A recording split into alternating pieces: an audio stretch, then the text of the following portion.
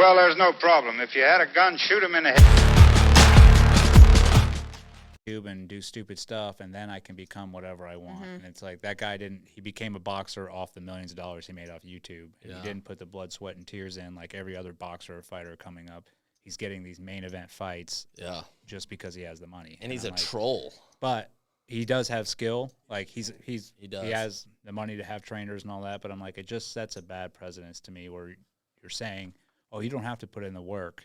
You can just do it from the back end with money, and I'm like, that takes away from the sport completely. Are you already recording? Yes, I am. All right. Allison, can I get a mic check from you? Check. Show me how you're going to talk. Show you how I'm talking. Ask her just a quick question. So she can... What's your name? Allison. What's your name? What's your name? Is that good? Eduardo. Is anyone sitting here? Or Seat's taken. or you can call him, like, Trell kept calling you Ed. Yeah. He's like, Ed really blessed me. That's fine. That's the blessing of having Eddie as a name. It's Ed, Eddie, or Ed, Eddie, Edward. No one calls you Ed, though, do they? I call you Irish Ed. My mom does. Does she really? My mom will say Ed, yeah. Wow. My dad calls me Edward when I'm in trouble. Yeah. All right. When was the last time you were in trouble? 2 days Like ago. 20 minutes ago. Before I shut up. All right. All right, ladies and gentlemen, here we go. In 3, 2... You got this. Welcome to Shoot Me Straight. This is Dave Fields here with Eddie Gallagher, and we have our good friend Alison Watros. She has been a friend for probably 10, 12 years, maybe even longer. Longer. Yeah. About 15. Wow. So we started when I was running halfway houses, transitional living houses for addicts and alcoholics for young men. We started a young women's program, and we had, I remember Chica was like, you got to meet Allison. She's a bulldog. She's awesome. She'll run this program like the best. And so we went over, met you. I think we had lunch first. We did. Yeah. And so after that, we had started Windhaven House and then ended up selling it. She bought us out and then ran it and then turned it like into multiple houses, right? Mm-hmm. And then ended up having a big treatment center buy her out. And now she runs a big detox center is the latest thing too, which she must like pain. I think I do. I do. Let's start from the background, just some background, like where'd you grow up and where'd you go to school? Where was like early years? I'm actually from Florida. I grew up, I spent the first 12 years of my life in St. Pete. Oh, nice. Yeah. That's a good area. Yeah. Treasure Island, Clearwater. Grew up there literally like till I was in the middle of 7th grade. Then I moved to Dallas. So I've been in Dallas ever since. Wow. Yeah. But grew up in St. Pete, went to a private school called Shorecrest, and pretty normal there, or so it seemed. Did you play any sports or do anything growing up? Tennis. Tennis? Yeah, I was a big tennis player. Okay, yeah, that is a big sport here in Florida. A lot of places I've seen. Pickleball now. Pickleball is up on the rise for sure. I think that is the number one. It is. I brought my paddles with me. Oh, my mom plays pickleball. I love it. She's deep into it. I'm too old now for tennis. I can't get to the ball quite as fast as I used to. Is pickleball just like miniature tennis? It is. Because I've watched a couple of clips of it, and it just looks like like tennis, but just a smaller court. It's tennis, badminton, and ping pong to me, all combined, because it's got the paddles, the cool ball, the wiffle looking balls. Mm-hmm. But you can hit those pretty good. Yeah. Yeah. I played a couple of weeks ago in Dallas I went to this, it's like you walk, it's like round robin. You put your paddle down and it's like open play. So you just wait for your turn. And I went to a place I hadn't been before.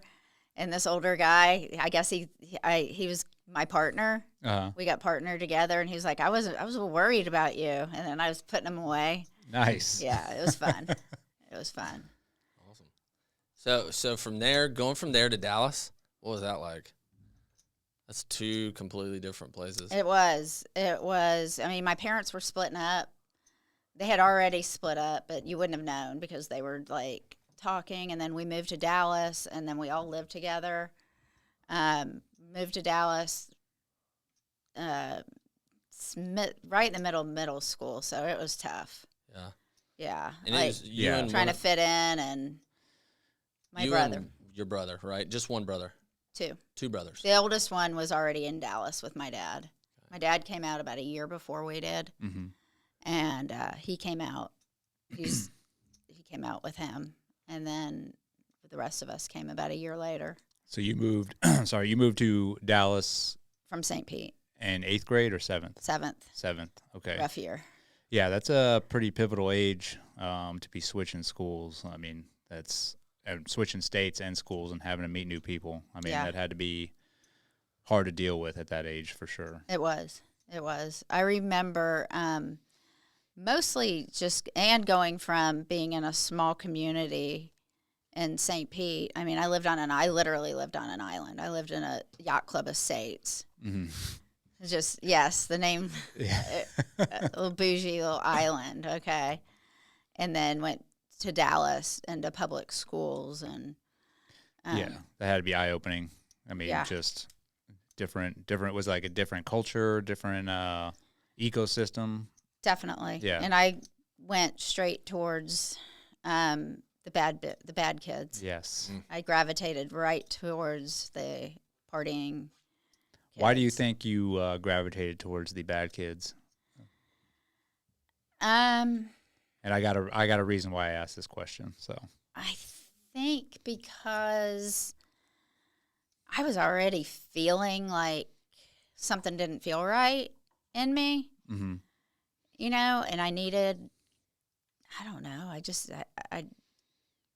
think I was just looking to feel different, you know. I didn't like the way I felt. And that had started, that little knot in my stomach had started before we left. Okay. Florida. But it wasn't like, I mean, I was still, you know, playing tennis every day and had a lot of, you know, I always had a lot of friends, but I still had that weird feeling like trying to fulfill something. Yeah, I think Dave knows the feeling I'm talking about. Like, I'm just not right. Something isn't right with me. Yeah. The reason I asked that, I mean, I moved around a lot when I was little. My dad was in the Army, so I moved every 2 years and moved at really pivotal points. So, you know, in high school, middle school, we would, you know, up and leave. And I gravitated towards I guess it would be considered the bad crowd. You know, I looked for those individuals that were, you know, doing different, you know, partying, sort of like not following the road that most of our parents wanted to. I was like, I like these kids. I like them a lot because not, you know, they didn't follow the normal path, but it was more of a loyal bunch of group too. Like they stuck together, even though they might have been doing wrong things. It was just, you felt part of a group. And I think that was due to, you know, having to pick up and move and keep starting all over. And that was the crowd I liked. And it also filling that void. I had that as well. Yeah. I think it just has something to do with, you know, picking up, moving, and then filling that empty space inside. Exactly. And a lot of it too, my brother was 5 years older than me, and he was already in that crowd, and so it was very appealing to me. Like, it just appealed to me. He was, you know, running with, you know, the pot smokers and the, you know. They're having a good time. Yeah, and so it just appealed to me. I don't know why, but it did, and I followed that for a long time. Yeah. So you got to Dallas, started 8th grade? And middle of 7th. Middle of 7th. Middle of the year. Middle school. Oh, middle of the year of 7th grade. Yeah, you were like the new kid walking into class, and everyone's like, who is this? Yeah.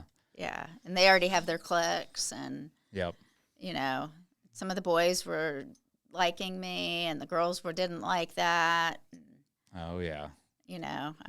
So then when did you take your first drink or first drug? 7th grade. Yeah. I did. What was your drug of choice? At that time, pot. Pot. Yeah. I think, because I smoked pot before I ever drank. Same. 7th grade was when I first smoked. It was easier. Yeah. Yeah, and then did you get high the first time? Was it a couple times in? Was it? Yeah. Did you immediately sense that, hey, like that solved the thing that was inside you? Absolutely.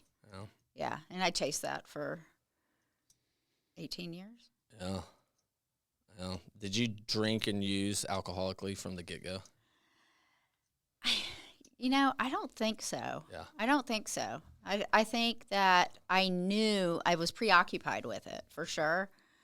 Like, I was the kid in high school that was planning for the weekend and how we were going to get it and how we were going to do it. And, back then when we didn't have text messages, we wrote actually handwritten notes. Yes. And so I was, if I wish I could find some of those notes that me and my friends were writing back and forth, because thank God we didn't have social media or the internet then, because some of those I notes might still be in prison. pretty incriminating. I don't know. I believe my mom, last time I was home, or maybe a couple times ago, she has some of my stuff up in her closet, and I did find a box full of notes that, you take home from school. Because I remember that was a routine back then. You'd come home from school and pull out, like 5 or 6 different notes you got from different people. I just throw them in a box. Especially if you're a guy, you'd get them writing notes with a girl. Well, hopefully that was the goal.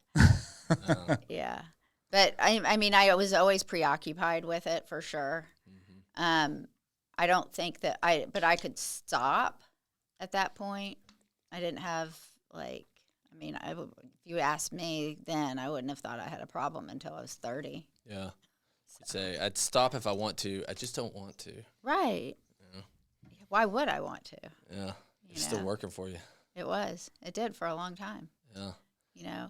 When's the first time you got in any sort of trouble? Gosh, the very first time I drank was at a keg party in 9th grade. I know I had drank before then, but the first time I remember getting just plastered was at a keg party in Dallas, and I got so sick. I got in a little bit of trouble, but it wasn't big trouble. But the first time I really got in trouble was my senior year. I totaled my car, hit a tree, flipped it into a ditch. I don't know how I survived that. I climbed out of the sunroof. Were you a blackout drinker? Do you remember? Do I remember if I was a blackout drinker? Good question, Dave. Not all the time. Not all the time. I wasn't. But I did black out quite a few times. That night I didn't. I remember my boyfriend's brother putting my seatbelt on me, and I only lived 10 minutes from them, and he said, "Call me when you get home." And I was so oblivious that when I got out of the car, I ran down the street to a payphone and called him and said, "Get your dad's van out here. I need you to pull my car out." I didn't know that it was he got there. He was like, "Allison, your wheels are down the street. Dang. We're not going to be able to put just." I thought he could just roll it out, and I was very naive. I was 17 years old and very naive, and I was so self-absorbed. I thought that my biggest concern was, how am I going to get a new car, and what am I going to tell my parents? Just that car was practically brand new. It was a brand new Toyota Supra back in the day. What did you tell your parents? That I got ran off the road by a drunk driver. Yeah. They bought it? I made up a fake license plate, and I went through a lot of work. I found out later on from my dad, years later, that they knew. But I got my new car, and I grew up pretty privileged. Yeah. And nobody ever told me no, which was a big part of my problem. I was spoiled rotten. What's interesting is that experience today helps you work with a lot of women. A lot of entitlement. Mm-hmm. Yeah. So, did you ever go to jail? Yeah. I like the way you answered that. Yes, I did. Yes. Yeah. As I got older and more, I went through high school, did really, I always made really good grades. I didn't really have to do a lot. Went to school at college is where it got tricky for me because I just couldn't show up. Mm-hmm. So it was really hard to get through without showing up, So I changed colleges quite a bit. I went to Texas Tech. I went to so many colleges in Texas. Followed a boy to Texas Tech. Stayed out there for a year and a half. Didn't do a whole lot. Didn't get a whole lot of college credits there. But so then I came home, and then I started working in a restaurant, and that's where really from that point on, getting into the restaurant scene. Oh yeah, that is the drug scene. Was like, yeah, I found my people. Yep. Stayed up all night after work, played cards, did all sorts of things I shouldn't be doing. You're doing a lot of cocaine during that time? I did. Yeah, a lot of drinking and a lot of cocaine. Yeah. A lot. I mean, and that lifestyle, I lived that lifestyle for a few years. It's crazy, that restaurant lifestyle, like how it's, I wouldn't say, I guess, encouraged or just accepted. Like, yeah, we work here, we work hard during the day, hard. And then that night we're getting down, and because I remember I almost did the similar thing as you did. Was a big drinker, smoked weed, did all sorts of drugs in high school, and then when I got out, I worked at a restaurant at the end of high school, and like you said, it was like, oh, I found a bunch of people that I want to be around all the time because all they do is work and then party all night. And I remember my boss told me I showed up completely shit-faced one morning, was like barely able to work, and he's just like, I don't even care as long as you show up. He's like, that's all that matters. And he's like, you'll sober. They gave me something to sober up, and just to rinse and repeat. Yeah. Well, you get a lot of cash. I mean, you have cash on hand. So much. And then if you, somebody in the back of the house is the dealer, they're the ones getting everything for everybody. So you're in really good with them. Yep. And you start before you even get to work, exactly, oh, we're going to do this after and go to this bar and close this bar down. And I wasn't even of age at that point. Yep. And I don't know how. I mean, now it's like, it's so different now, but nobody ever asked me for my ID. They knew I wasn't of age at where I worked, and I drank at that bar too. Mm-hmm. So. Wouldn't that led you to? Did you went to rehab one time, multiple times? Once. What led up to that event to going, hey, I need help. I really need it now. That wasn't my choice. So working in the restaurant business, I actually broke up with a long-term boyfriend that I'd had for years.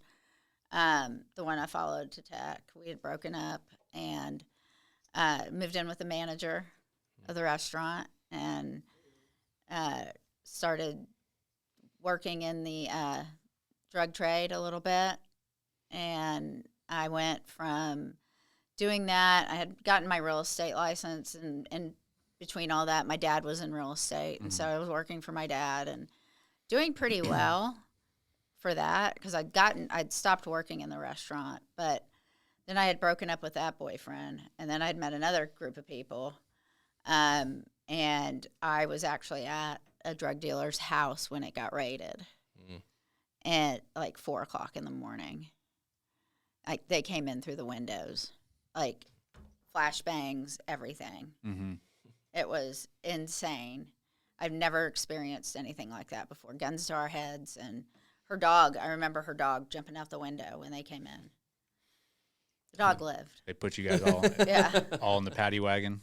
No, they didn't. They took me into a different. Of course, they were trying to get. They wanted me to be. They were like, we can help you not get these charges, but you're going to have to do this. And I was like terrified. They took her. They actually charged her with a lot of federal crimes and stuff like that too, because it was, I think, a lot. I don't even remember what it was. I mean, like the amounts, but it was just a lot. And I think she had guns in the house, and so that combo got her federal crimes, and she went to federal prison. And I haven't spoken to her since. It's probably a good thing. Yeah. Yeah. Um, but yeah, that was a crazy night.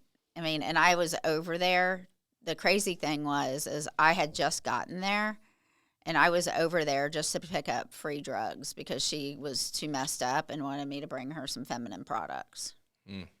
And was like, hey, if you bring me this, I'll give you this. And I was like, Good deal. oh, okay. Yeah. And then I ended up getting in trouble. So Did you get any charges on you? I did, because I would, after I'd told my family and everything. It was possession. With intent to distribute? Or? Mm-hmm. Yeah. 2 of them, yeah. And there was small amounts, especially for, like, me. Did you tell them your intent was not to distribute? I did. I told them it was to use. It was to do it. Yeah. I mean, I was very clear. But that's what got me sober. Yeah. That incident. I mean, it took a minute because I still tried to beat the system and still tried to. I got put on probation, and Dave knows Collin County, Texas it's like the toughest place. And I had this probation officer that actually really liked me, and I couldn't stand her because she kept busting me. Like using, because she drug test me, and I like say I didn't have to go, and I'd hold it like where I was about to bust through my eyeballs, and then I'd run away. And so finally, after 3 or 4 times like that, she was like, "Yeah, we're gonna actually take you in today, and you're gonna go to Safe P because you're not. This isn't working for you." You went to Safe P? I did not, though. This is okay. the good stuff. So this is where, like, I literally, like, my higher power intervened. And I sat in the Collin County jail for a while, a couple weeks. And my dad, it was the first time, like, my dad couldn't bail me out. Yeah. And I had, during all this time, too, so 8 years before that, my mom had committed suicide. And I was really trying to pull that suicide card everywhere I went. Like, you don't understand. And that stopped working. It worked for a long time, too.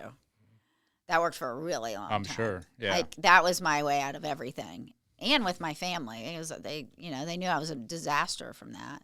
Yeah. And it stopped working.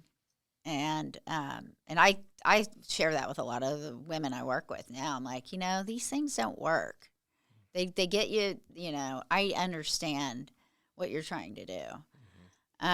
But so fast forward, my dad couldn't bail me out, but we did get it sent to where I could go to a really long-term treatment program. And that's how I ended up in Jackson, Mississippi. And I was there for almost 2 years, not in treatment, but I lived there for like 2 years. How long was the actual program? Inpatient was 4 months, and then I did another, then I did sober living for another 90 days after that. And then I got an apartment with a girl that I was in treatment with, and I was working there. That's how I got into the field, actually. Yeah. Wait, now seeing a lot of people go through the typical 30-day program, and then they're right back where, I mean, do you obviously see in your experience like that doesn't work very well usually? I still don't think that works. I feel like, and that's why I still have Windhaven, and Windhaven is still like my baby. Yeah. What is oh, sorry, go ahead. What? Oh, I'm sorry, I cut you off. I thought you were going to finish. I was going to ask what is like a typical day in the life at like when you check into rehab for those 30 days, because I mean, I'm sure some of the listeners have never been. I've never been, but I'm interested in like, what do you do all day there? I mean, where I went, I've only been to one, but I've worked in, and I know, to wake up, make your bed, they have a med pass, and if you're on meds, and then clean, do chores, morning meditation, your plans for the day. Usually if in treatment, you're going to groups all day, and you're seeing your counselor, and you're doing some, some exercise. So it's just like all day of groups and different specialty groups and education, and really learning about learning about the disease. I've been to 4 of them, and so I'd say like it depends on which ones you go to, but that's typically kind of the most of them. You're gonna have this morning med time. You're gonna have education groups. You're gonna have Process group. yeah. You're gonna Then you're pretty going to have a much- small group and a big group, Yeah. and you'll be in a small group with a few people and your counselor, and then you go into the bigger group where everybody holds everybody accountable. So what is it about that dynamic that you don't think works? In the 30-day, Yeah. I don't think it's enough separation Yeah. from and enough accountability for me. I mean, I knew I was done though that day. Like I knew, like from in my core when I wasn't going home, Yeah. that it was over. Like I knew I was completely done with, like, that was my experience. But I think I needed every minute of the time that I had because I needed that separation and I needed to learn how to live a different way of life. And I don't Yeah. think you can do that in 30 days. Yeah. Well, and you're talking about deep characteristic trait, and you're not gonna get you're only gonna get so far in 30 days. Yeah. 30 days is just enough time though to feel really good, go back out and use a lot, and then come back as a returning client. So it's actually a good business model if you're running a treatment center, right? Oh, Because yeah. you got repeat clients coming in. Yeah.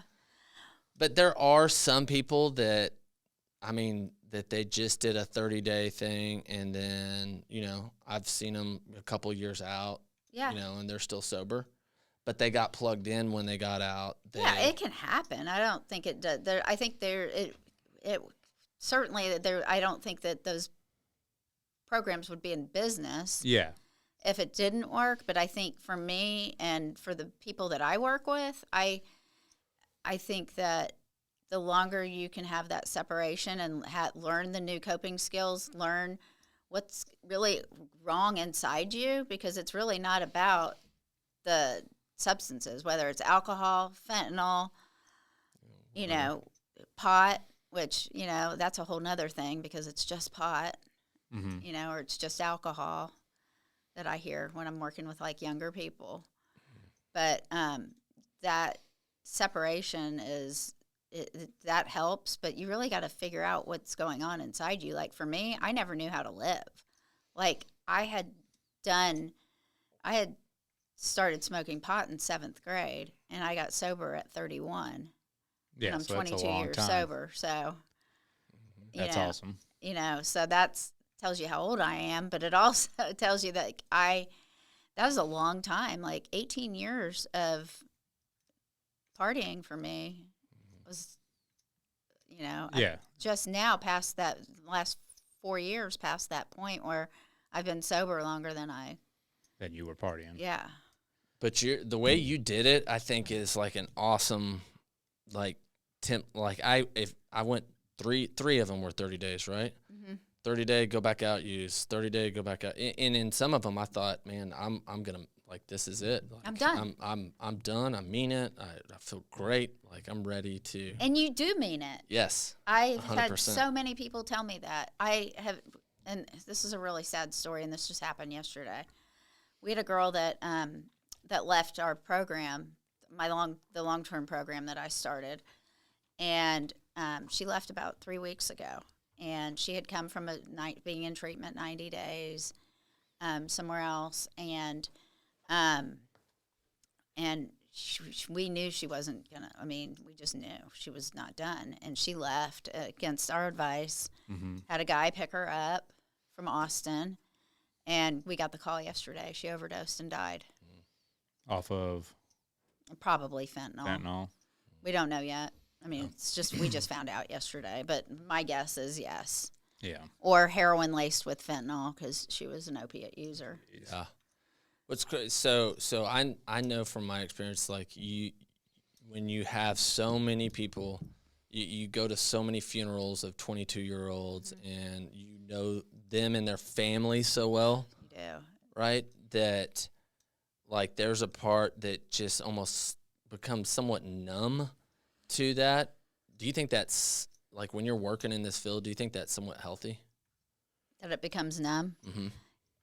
You know, I was talking to somebody this morning actually, and I said, you know, you think that by now, you do feel numb, and I didn't know this girl near as much as I have some of the other families that have been through, but it still hits me in the gut. It still is like, you know, of course I look at it like, how could we have gotten her to stay? And, you know, what did we do?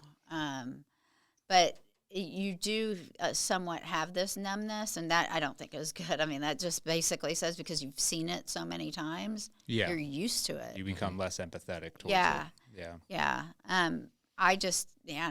This morning even I was having coffee this morning, sitting on the porch swing in our rental, and I was thinking about her and her family, and her dad had called my program director last night and was just hysterical, and my heart just hurt, you know. And then I'm like, you know, this is why I do this. And I'm like, I've been doing this for 20 years. I was telling Dave the other day, I was like, at some point I'm going to have to stop. At some point I'm going to have to stop. I mean, I've been doing it a long time. Do you feel like it affects you mentally, health-wise, dealing with, you know, this number of people and, you know, obviously this incident you just talked about with this young girl killed it takes herself? a toll. Yeah, it has to. It does. If it didn't, I really need to get myself checked. Yeah. Somewhere. Like if I didn't have, you know, if I was just numb to it all the time and didn't have any feelings about it, it's just sad. Mm-hmm. It's just sad. And, you know, I have a 15-year-old, and so it's scary, especially what's there now compared to what was out there even when I was using. I mean, it's just it's different. Yeah. Yeah. I like after so many of them that you go through, and especially telling moms that their sons have passed. Like I've had to do that multiple times. Worst thing to do.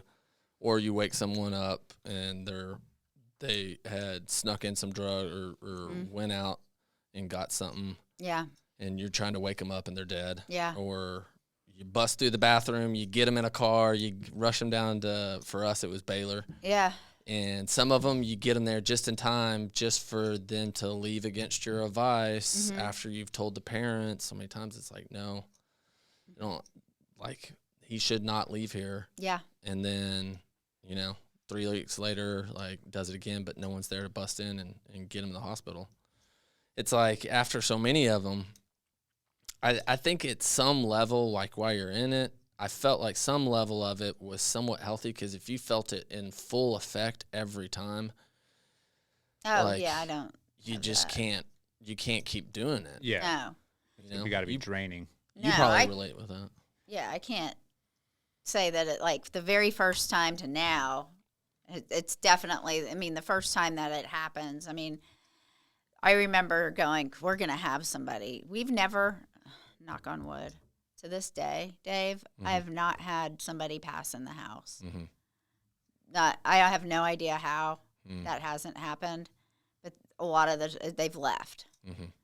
And then, but it's been like a day or two, but we've not had that happen there in the house. Yeah. And I probably just struck myself like, I hope I didn't do anything. This is falling off my head. I hope I didn't just jinx us, but it's still just, it's terrifying, and it's, you know, it never gets easier, but it does feel different. Okay, Yeah. see, this is Oh, go ahead. off. Sorry, guys. Yeah, You're all right. No worries. I think one of the things, there's the opposite side of it too, where there's such incredible moments that you can't even really just explain it to other people that happen within community, especially. And since I know Windhaven, there's so many addiction treatment programs out there, and from my opinion of it, of knowing tons of them all over the country, there's only there's actually very few really good ones that really try and build. It's not just therapy for the client, or in fact, it's really building an atmosphere and a community of men or women or girls or guys that hold each other account, that really love each other. When I say love, confront each other, care for each other. And when you have that, there's these moments that are so cool, or after a group and you're just seeing someone change, or seeing the lights come on, seeing someone graduate and seeing them get a job and pick up. And it's like, wow. Like there's the opposite side too. That's so awesome. And it's hard to explain doing anything else. That's what keeps me in it. It Yeah. really is. I mean, and you guys taught me. You taught me a lot. I mean, you were my go-to person when I first opened, and I'm still forever grateful for what I learned from you, and in those early days, because we didn't know what we were doing. None of us did, but but it is, and even like the very first person that came through Windhaven is still sober, married with 2 kids. Yeah. I mean, That's awesome. You know, like watching that and watching people build lives. And I'm sure it was the same for me, for the people that came before me, watching me go from this spoiled brat at 30 years old to, you know, really learning how to live independently and have my own family, my own career, and, you know, start something really, really good. Yeah, because those people can look back and be like, I had an impact. I helped her get to where she's at. Yeah. It's like you played a part. I mean, it's a God deal overall, but not only you just play a part, you created you created a platform or an atmosphere for it to happen. I think it's really cool. Would you agree with this though? Working with the guys, or for your case, working with the young addicts, women, is actually the easier part than working with the family. You know it. I know you know it. I know you know it because we've talked about that. Yes. So why is that? 100%. Oh my gosh. I mean, families are tough. They are. I love seeing a family that changes and that they start going, okay, what can I do different? But it takes a lot because they're super focused on the person that is that's using the substances. Yeah. They're focused on that person. That person is the problem. They don't understand that it's a systematic problem. I didn't even know that. They are part of that person's problem. Yeah. Like I would have told you that my dad I didn't even know the word enabling until I got sober. But he was my biggest enabler. And I would never have said, if you would have told me that 22 years ago, I would have said, don't you talk about my dad, you know. He's so good to me. And he was the best person in the whole world. He was like, until the day he died, he was my best friend, you know. But it didn't help me. No. And that's got to be tough for yeah. a parent. You know, I can't imagine. And I've, you know, having kids of my own, I've actually gave this talk to my oldest son one time. I forget, we were dealing with something, you know, similar. We're like, hey, dude, you got to do something, you know, get up off your ass. And I told him, I was like, dude, I'm going to be straight up honest with you. I was like, I am going to do you an injustice because I love you so much. I was like, I'll constantly take you back. I'll constantly protect you. But at the same time, I am enabling you. I was like, but my role as a parent is to protect you. And I was like, I'm going to make some hard decisions, but at the end of the day, I'm going to take you back with open arms each time. I was like, so you need to realize that and get up off your ass and do something about it. And you have to be the one that wants to make the changes because I want you to make the changes, but at the same time, I'm not going to leave you. You know what I mean? So it's that tough, there's that fine line. You know? It is. It is. I had none of it. And so I knew it really wasn't until I remember my attorney telling my dad, you're going to have to you need to get her into treatment. And this was before I actually went. And I was like, no, Dad, I don't need to go. I got this, you know. And at that time I had no desire to have this. But yeah, families are tough because they think they're doing the right thing when their loved one calls them and says, I want to come home. I'm good. I feel good. I've been here 6 months. You know, there's nothing more I can get out of here. You know, I've gotten all, you've heard it all. It's horrible here. Yes, they treat me terrible. You know, they're living in a beautiful, in our place, you know, in a beautiful 5-bedroom house, 2 women per room. I mean, you know, but then they're like, well, you're right. You know, it's time for you to get on with your life. And I'm like, yeah, it's not time is your friend. Time is your friend. We used to say, well, like, if we had the parents, if we worked with the parents for 6 months, in a sense that it may do better than having the kid for 6 months. Because whenever a parent would come along and be, you know what, I'm going to trust this staff. I'm going to, whatever they say goes, I'm going to defer to them. You would watch the kid begin. I mean, it's almost like, oh no, like I'm now going to be held accountable. I'm now going to have to go get a job. I'm going to now have to really work a program, and all of a sudden it would completely change. When we had parents that would back us, trust us, would not buy into their kids' stuff, they'd call them, they'd try and manipulate them, they would come and tell us. And then we were able to really expose. And a lot of times with the parents, it's the conversations with them is, you know, you have, for us, it would be a lot of moms, right? Because it's their baby boys. And that mama bears, whew. We're and dads. So, yeah. We get the moms too, but we get a lot of the dads. I bet. But then the mom will call and be like, well, you know, this or that or this. And I would tell the moms a lot of times, I'm like, if I took your son and I dropped him off and they're like, oh, he doesn't have this or he doesn't have that. Like if I dropped him off in the middle of downtown, any downtown area in the country, how long would you give him? No cell phone, no nothing. How long would you give him till he found dope? And they'd be like, oh, he'd have drugs within 10 minutes. No money, no cell phone, no nothing. I'm like, so he's capable. He's capable. He's just not motivated. Right. Right? And you're worried about him having every single thing in the world catered to him to get a job, just any job. Right? Like, no, he can do it. You got to let him rise to the occasion.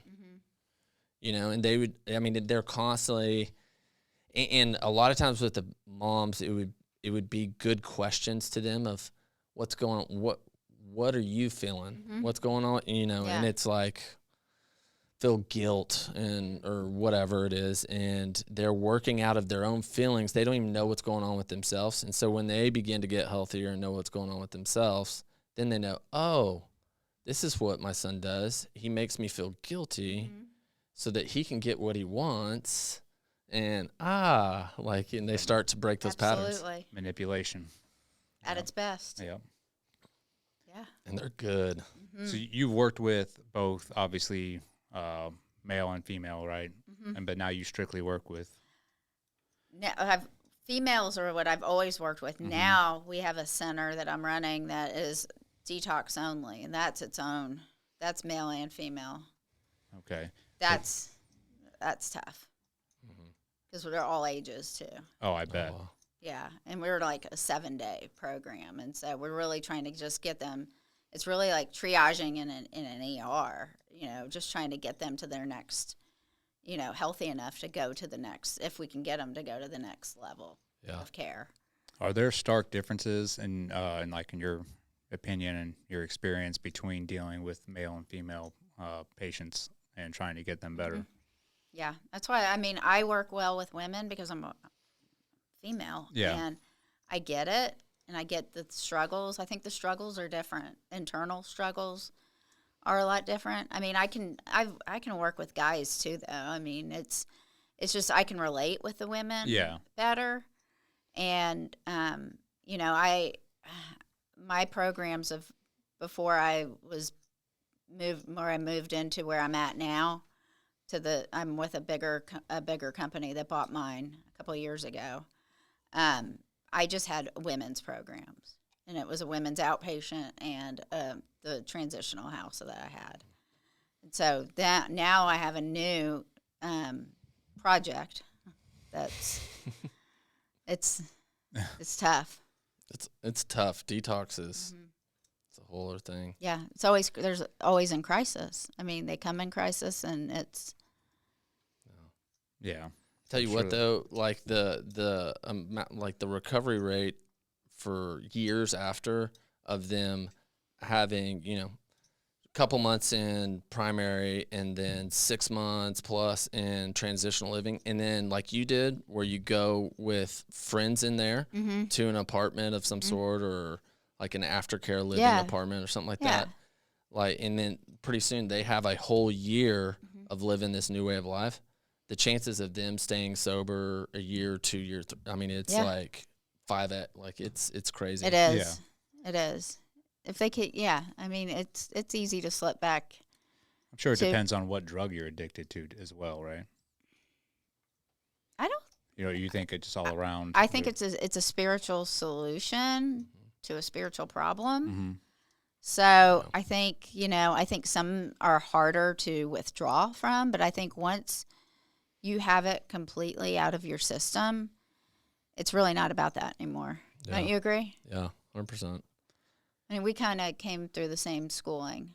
Yeah, well, our problem isn't, my problem wasn't alcohol or cocaine. That was a solution for us. Is the solution, right? Yeah.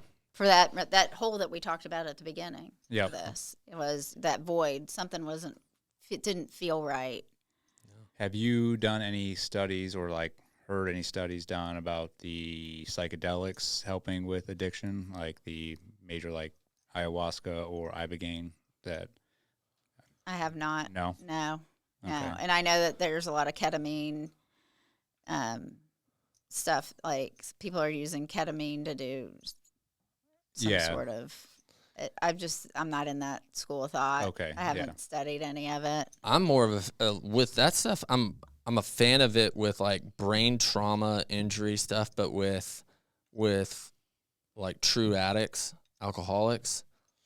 Well, the reason I a lot of that's for depression too. Yeah. And the reason I bring that up is obviously that is it's becoming bigger now, a bigger focus for vets taking these, psychedelics. And I've actually done it. I've done the ibogaine. I did about 2. I don't even know what ibogaine is. It's and I'm not super tuned up on exactly what it is, but it's sort of like ayahuasca. It's the strongest, what I've heard, it's the strongest psychedelic you can do. It comes from tree bark in South America. It's about 10 to 12 hours of an intense experience. And they say it's about 15 years of therapy in 10 hours. Wow. But the reason I bring it up is because my buddy who found it, he was going to kill himself, and his wife actually found this treatment. It was like a last ditch effort. They were completely spiritual, people, Christians, and she was like, I'm at my wit's end, try this. And he went and he came back completely a different person, and now they're on this path of, advocating for it and trying to get other veterans to do it, because obviously there's a huge suicide epidemic among veterans. But the reason the ibogaine started was for addicts. They were getting people off heroin, getting people off all these hard drugs by just doing one dose of ibogaine, or at least that's what, it was started from. And then now it's sort of delved into the depression side and, trauma, all that. So that's why I asked if you had heard about it or. I haven't, but I could see it working, like see the benefit for veterans, but for somebody, for me, like the first thing I think of is, wow, that's like a 10-hour trip. It's not. What, it's not a trip. And I don't want to like delve into it because that's a whole nother conversation. I'll tell you, I grew up doing psychedelics, for fun, acid, shrooms, all that. This is not something you want to do again. Okay. It's very. And you have a therapist or somebody there. You have a whole team there. They hook you up to EKGs. They, have people around you the whole time, making sure everything's good. But it is a 10-hour intense. It's like every trauma that you have in your life that you've shoved down and like nobody knows about this and I keep it hidden. It's like, nope, here it is. Deal with it. Now I want to do it. Stuff is like suppression. Yeah. I mean, I think it's a good thing. I advocate for it, but I'm going to make this known. It's not the end all be all. There's still work to be done afterwards. It's not just, I take this and it's a magic pill and now my problems are gone. It sort of for me, it gives you a foundation to, now I know how I'm supposed to feel. And I imagine it's the same way of coming out of like a 30 or 60 day stint where you're like, oh no, I am good. I'm going to be good. And then, obviously, like you said, some people end up Don't back. do anything else, to back it Right. up. Yeah. So the work has to continue afterwards. But you don't do the stuff again. You don't have to. I mean, I know people that have gone back. Some people like go once a year and they're like, hey, I need a reset and do it. For me, I just did it once, and I look at it as I'm not going to supplement another drug to get me off my problems. You know what I mean? Like I did it once. It did wonders for me. But it doesn't mean my problems are gone. I just need to deal with them in a different manner. And that's what it sort of showed me. So That's awesome. yeah. No. I think a lot with guys that they do treatment or that whatever type of treatment, even if it's ibogaine or ayahuasca, or just intense inpatient, what really matter after, right? And that's the part that falls through completely. Not completely. It falls through so much in the industry, and there's awesome programs like yours that have come up that really begin to to me, it's way more important than the inpatient. Inpatient's just like Separation. You learn education. Mm-hmm. I think it is after, and getting those disciplines, and and I'm sure you know it too. The more you do something, it's just like, doing the same thing, and the girls or the people in the program will go, we do the same thing over and but it's repetition. Repetition. Yep. That's how you come to be a master. Is Right. by It's like hours lifting and hours. weights. The more you lift, the stronger you get. That's right. And then, like, what you've really dealt with Windhaven is you're teaching. It's more than just being sober. In fact, being sober is a byproduct of everything else. But you're teaching these girls how to live, how to have fun. You're dealing also with a lot of entitlement, which I love hearing your story. The little bit of your story. It's just like you were. They say your past is the key, not the lock, right? Like your past is now used in so many ways with these girls. You're like, I get you. Yeah, and I can call it out in a minute because I did it. Yeah. But it is, and it's about teaching them, because I didn't think I could have fun. I didn't know how to. I was like, how am I ever going to get married and not have alcohol at my wedding? Yeah. How am I going to, do this, this, and this? And I've done it all. I got married in Cabo, had the best wedding ever. Yeah. And, like 40 of our friends. And, it was so much fun. I didn't know that was possible. And I think learning how to have fun, because I equated fun with drinking and drugs. Yeah. You didn't crash into a tree in Cabo? I didn't. And I remembered everything. I didn't have one blackout. Not one raid. My life is so less chaotic without alcohol and drugs. Right. Yeah. Yeah. So during so you said you add the spiritual aspect, right? During the treatment. Is that through Jesus, or is it a different? Well, I grew up Jewish. Mm-hmm. I didn't know anything. Really, it was finding my higher power, and through the God that I never even knew existed before then. I mean, it was when I saw the steps, the 12 steps. I am a 12-step person, and when I saw those on the wall, I didn't know I was going to be, but when I saw them on the wall, I was like, oh gosh, this is not going to work for me. How am I? That is going to fix this. Yeah. And lo and behold, it did. Yeah. But I was not expecting that. I had no idea what I was getting myself into. Yeah. When my dad dropped me off, it was in Jackson, Mississippi. Okay. I'm a little Jewish spoiled girl going in, and there's this little white church next to it. And I looked at my dad and I said, oh shit, what are they going to do to me? you know, and I'm thinking Jackson and KKK, you know, I'm thinking Mississippi burning and, I'm like, what am I going to, do I need to tell him that I'm Jewish? What do I do? And my dad just said, follow the rules and get yourself out of there.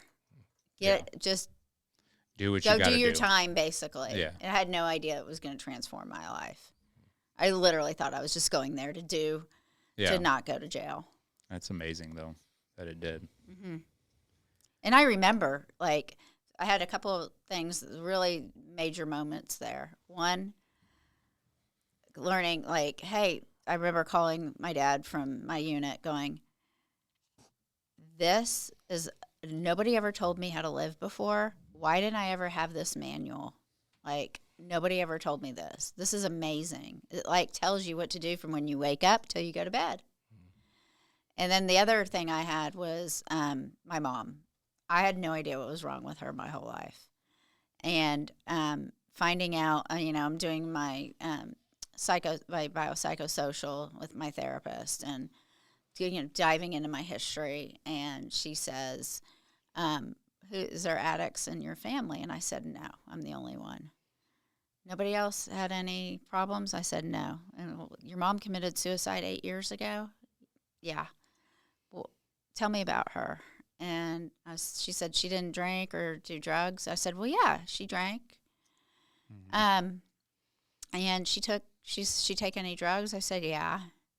She took Valium my whole life. Never knew her not on Valium.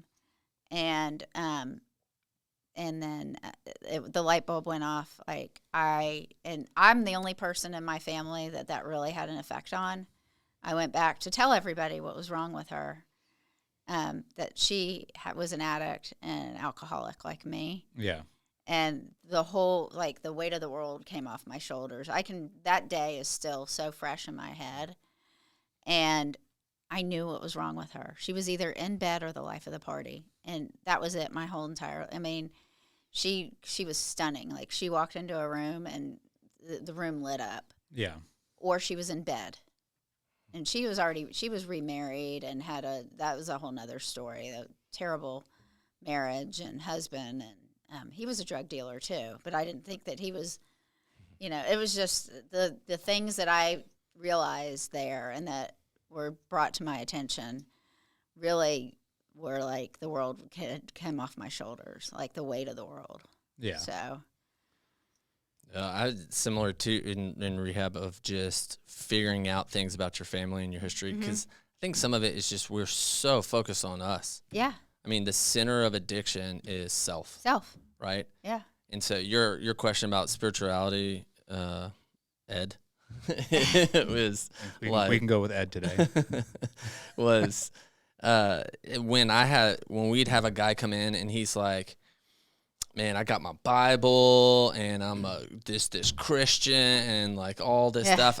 Those are harder. I'm like, oh Lord, here we go. Yeah, I love Jesus. Like I'm a Christian, but when the dude who's coming in and's got all the external stuff and you're like, dude, you're snorting cocaine off strippers and you're saying you have a great relationship with the Lord. Like, do you, it's right. like, well, like all this and just getting their level of delusion out of the way and getting all their Christianese talk and all that stuff out of the way to really get to the heart of, a lot of those guys didn't even really believe in God. Like when it came down to it, they would be like, I don't even know if he's real, right? And you're like, well, then what have you been doing? Right. Like pretending like you're this, there's so much fakeness. But when you start stripping stuff away, not only do you really get to like be honest with yourself, but you get to see like family and see other people for once, especially with your own family. I started figuring out like, oh my gosh, like with our family system, like these things, these patterns, every family system, these patterns aren't healthy. Yeah. We would say, instead of enabling, we'd say disabling. Like you're disabling someone from being able to experience. And so, like, all that to, like, just emotional, the way that the family functions emotionally and breaking patterns in it. Well, yeah, breaking that, what do they call the generational curse or whatever, like, you know, and each family has something, you know, my dad's, it's anger. That's just how it was passed down. And actually when I did that Ibogaine, that's what I came out of it knowing. I was like, now I see what the issue is. And I saw, like, you know, it wasn't my dad's fault that he was the way he was, or, you know, it's a generational thing. And that's when I was like, okay, I got to break this generational curse of anger and outrage, and so it doesn't pass on to my children. Right. Yeah. That's exactly it. And, but having those moments, because I thought you know, if you asked me, I said, oh yeah, I have a great normal family, and I do have a great family. I love my family. Yeah, same. But we're far from normal. But I thought we were like this normal family. I don't think any came family's in normal. and I came in with nothing though, and I like that you said that, because I can help somebody. I can help somebody that has a little or to limited conception, spiritual, you know, than somebody that comes in with their Bible and they're, you know, they're under their arm and telling you, oh no, you can't teach me this, you know, but they're doing everything, you know. Well, they're using that as a scapegoat. Right. Yeah. Right. And so, and I came in like, it was kindergarten for me. I learned everything. Yeah. And it was amazing. Blank canvas. Yes. Like which is the best way to go into it. Oh my gosh. Because to be honest, like when you look at the steps and you're like, okay, a God of your understanding. Well, the God that you understand at the time that you're getting sober, you don't understand yourself, anyone else. You don't understand about anything, right? So you got it. What you think you understand, like my conception, it's not that it's some other God every year or whatever, but like your conception changes, just like any other relationship. Your relationship grows. Exactly. It's the same thing. Yeah. 100%. Yeah. What advice would you give? Because I have, you know, friends with high school daughters and sons. I have a high school daughter. Yeah. And obviously, like you said, this day and age, it's a lot different. Because obviously, you know, I grew up, my wife too, we grew up partying. I mean, just like a lot of our friends, and, you know, raising kids now, especially with the social media, just the access to information, and which is dangerous, because then they're being told like, this is cool, or this is, you know, go do this. What advice would you have for parents right now? Like if they're dealing with, if they are questioning whether their daughters or sons are using or are going down that path? If they're questioning it? Yeah, like you know, if they're suspicious? They might be suspicious, or they do know, and they're, like you said, they're enabling and by ignoring it and by like making excuses for it. I would say get your head out of the sand. I really would, because even, you know, I guess I told y'all about the practical joke that my daughter and her friend tried to play on us last night. Yeah. I don't take that funny. I don't think that's funny. I'm so sure. the consequences for, you know, I know that I worked in prevention for a long time for a decade before I started the program I started. And the thing that I always would talk to parents about was communication, and honest communication. And, you know, it's not cool to be the one supplying like the alcohol, going, oh, they're just doing it at my house. It's because it always leads to something else. Yeah. It does. And the stuff on the street right now is, I mean, you can't open up a news app and not read about fentanyl. Yeah. You can't. And the way that it's marketed is marketed to children. The different colored pills. I mean, they look like sort of like the vape pens.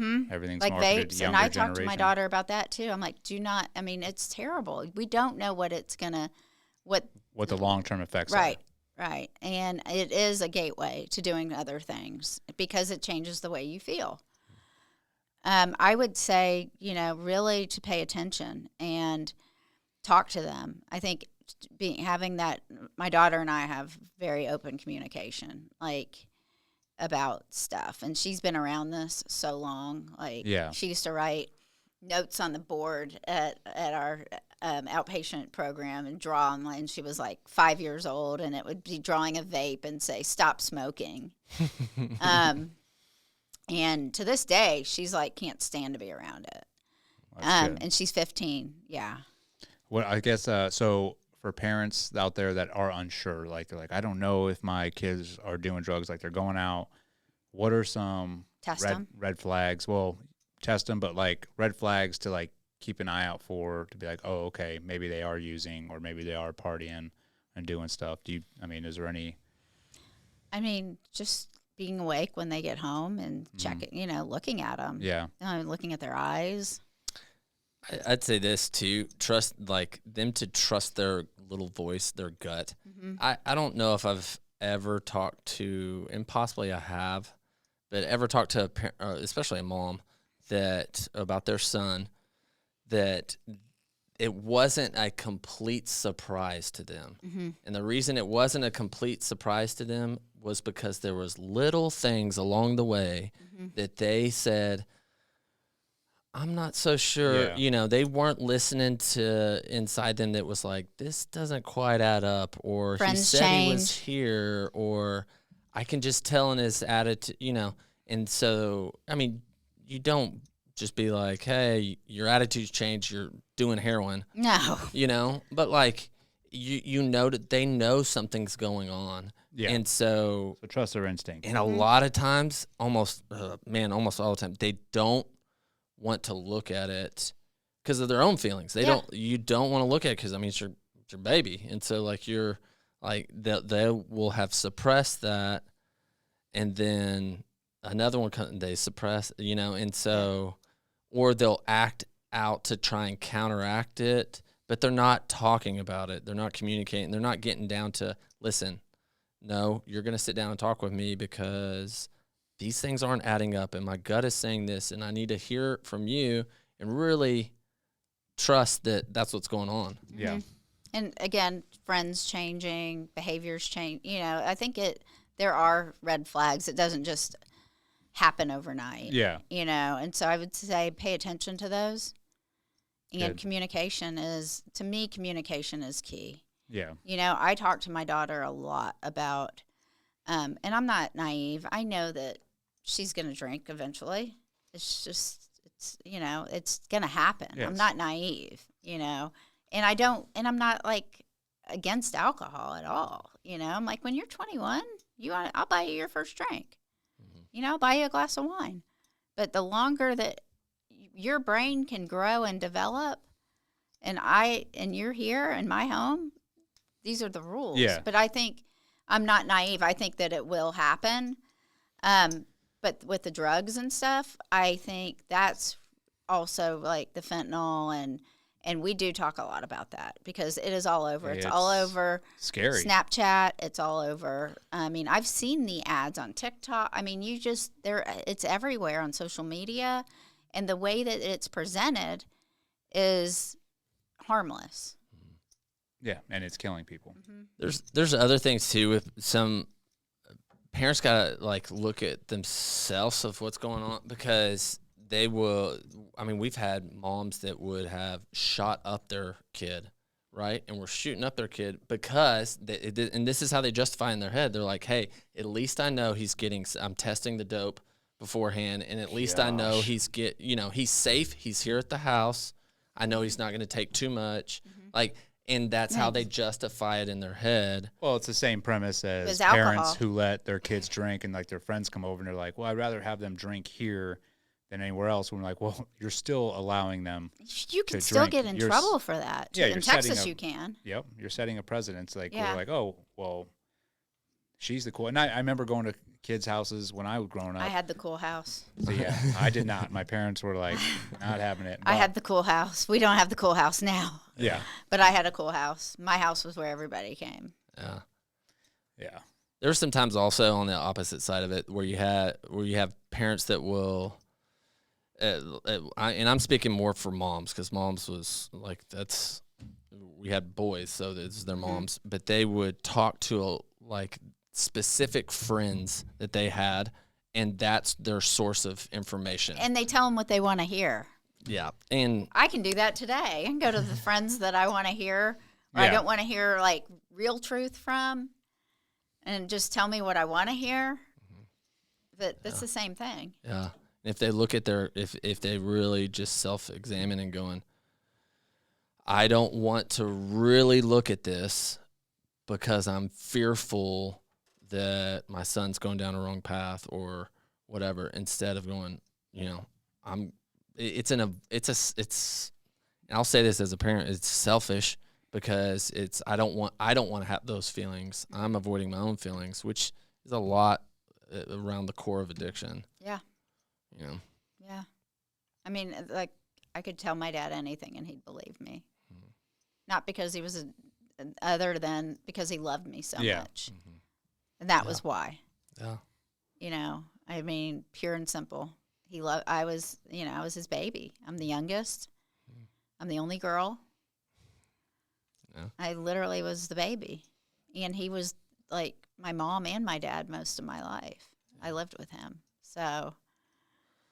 Yeah, which in a lot of ways, when you're counseling and doing counseling stuff, like a lot, for me at least, tough counseling women, or wouldn't really ever counsel girls at Windhaven. I may have set in on a couple of them, but like I never you never had a caseload. I don't. No, they would manipulate me more as a guy than. Oh yeah. I mean, if it's a dude, I'm like, like I don't care. Like, right. I'm gonna tell you exactly. But with a girl, I'm like, well, I mean, she's had a tough life. Like, yeah.